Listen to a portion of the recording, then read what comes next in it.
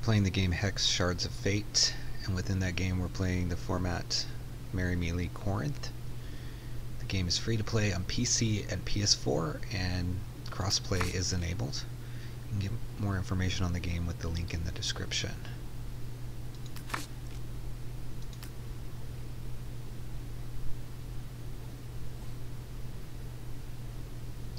Here's the sleeve we're playing.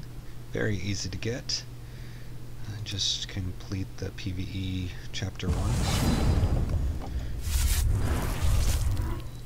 This game has both PvE and PvP play. Don't like the downside of that. Don't like a crypt action. Goodness.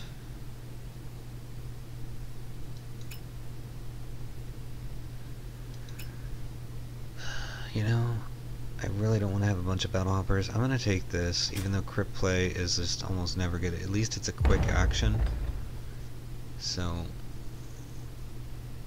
I can maybe get creative. It's a low cost. I can maybe like attack with something I normally wouldn't attack with, let it die, bring it back, kind of thing. Certainly the better out of those options. Don't want a bunch of 0/1s in my deck. Don't want a card that makes me put something else back in my hand. Unlike Magic, there's no lands sitting out here that I can return to my hand. I prefer Hex's resource system to Magic's, but when it comes to returning things to your hand, you definitely don't have the option to choose a shard. Don't like the cost on that.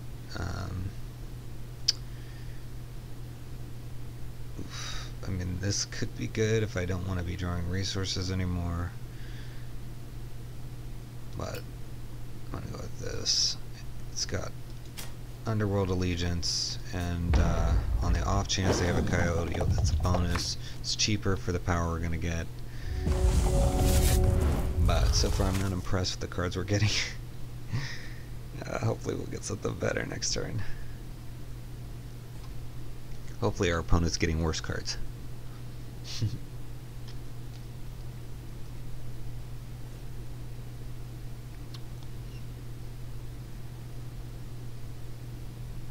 I believe this battle board is purchasable in the in-game store for in-game currency,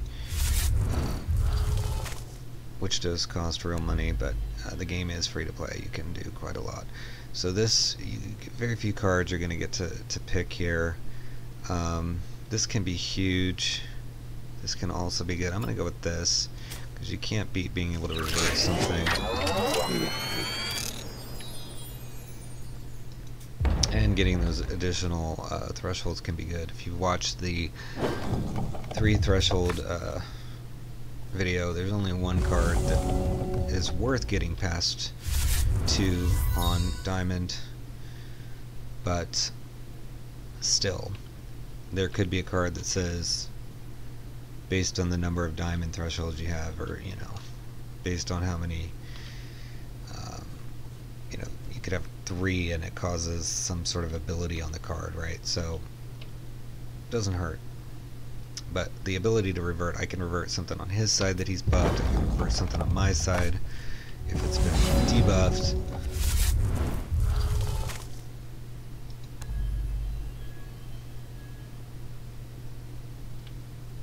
Alright, so I would love to take this, but I have very few troops, and I can actually play this one next turn if I draw it.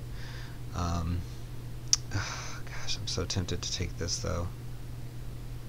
But I'm going to gain a charge every turn, so that's also really valuable because it's a permanent +1. +1.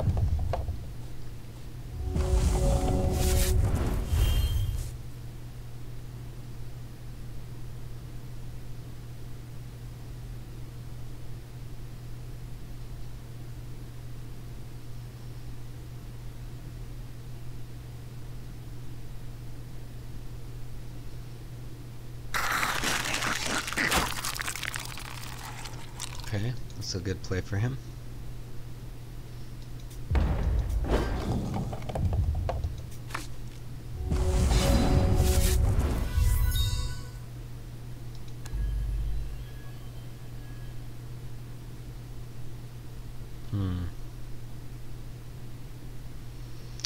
So this availability won't kick off, but I can double the size of these cards later in the game. But I like creating a Valor as well. I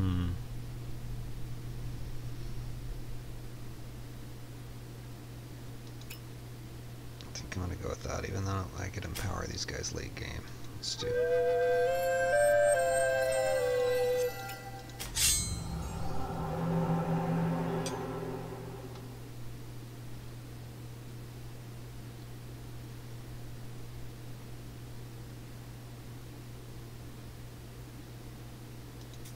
So now on his turn he has the choice of putting down a blocker and attacking with this, or not attacking to block this, or attacking anyway and taking 4 damage. Excellent. So I'm not going to play him first, even though it'd benefit me to get the ability here, but you just never know what you're going to draw first. And sometimes you could do like a removal or something. Okay, that's very good. It's getting some good flight options over there. Now, if you've watched the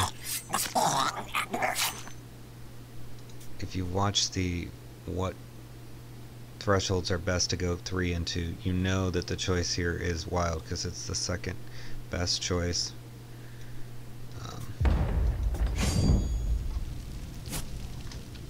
Actually, it might be the third. Yeah, it's the third best choice because it goes Sapphire is best, followed by Ruby, followed by Wild, followed by Blood, followed by Diamond, last place.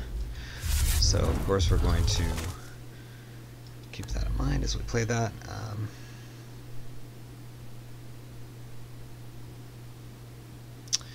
Don't like that I have to put something back into my hand.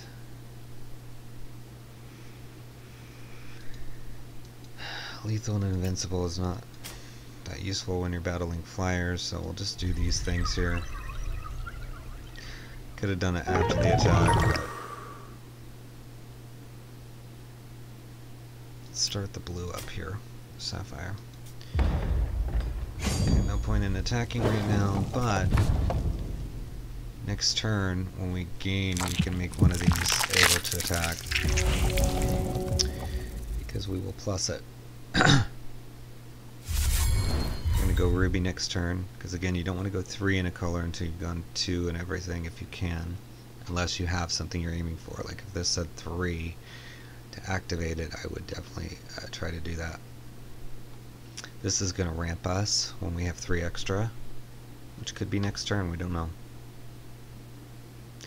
Notice we have 2 Ardent, so if we get something with Ardent synergy, like deploy, gain 1 health for each Ardent troop you control, you know, we should definitely value that a little more right now than perhaps something else. So he's going to attack probably with both of these, unless he chooses to make this a chumper or that a chumper. I doubt it. This is really good. He's going to get those spiders going, which can swarm and overwhelm us.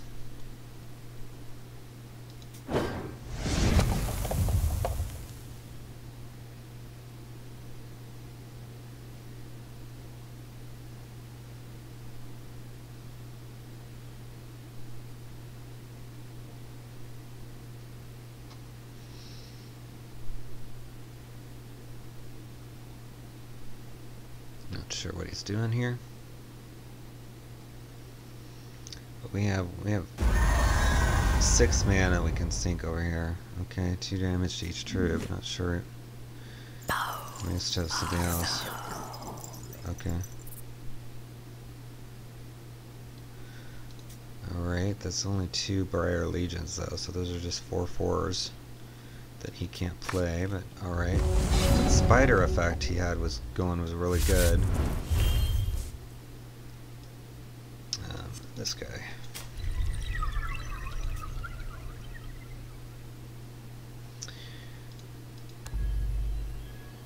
Gonna have to go with that. I'm gonna do it now.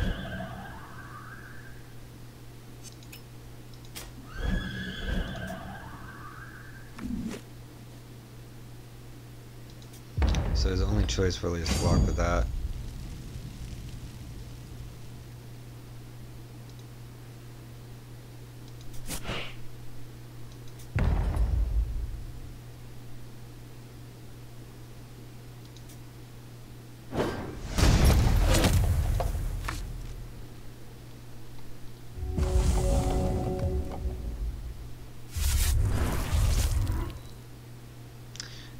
the ability to block that spider maker.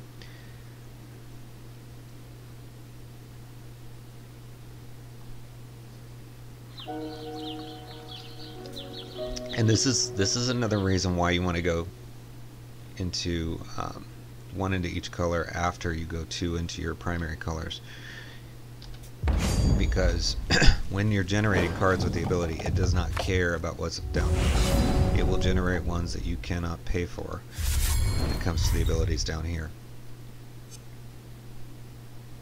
Let's go here. We'll get this one next turn, or we can get it with this, I guess.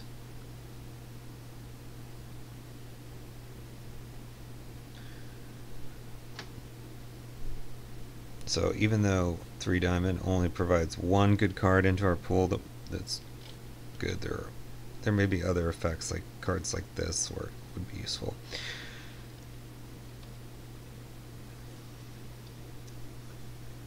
Okay, opponent. So we got a 6 mana sink over here, if we want, but let's see what we get.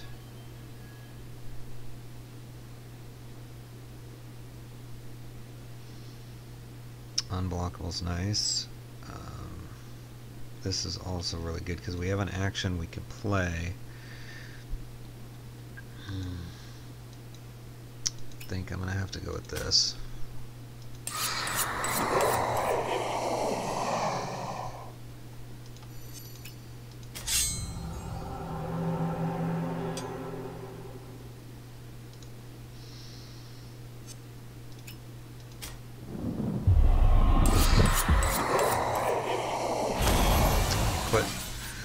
Alright.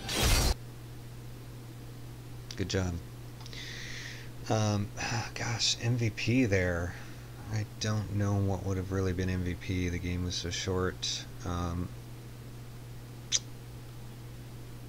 Yeah, I don't know. If you guys have a thought as to what was MVP, let me know in the comments. Let me know anything in the comments that you want to share about the channel, about Hex. I will try to answer all comments and questions, and I hope you check out the game if you haven't already. Lots to do. This format we're playing, I mean, you don't need to own any cards, so there's really no drawback. It's free to play. Yeah, check it out, and until next time, happy hexing.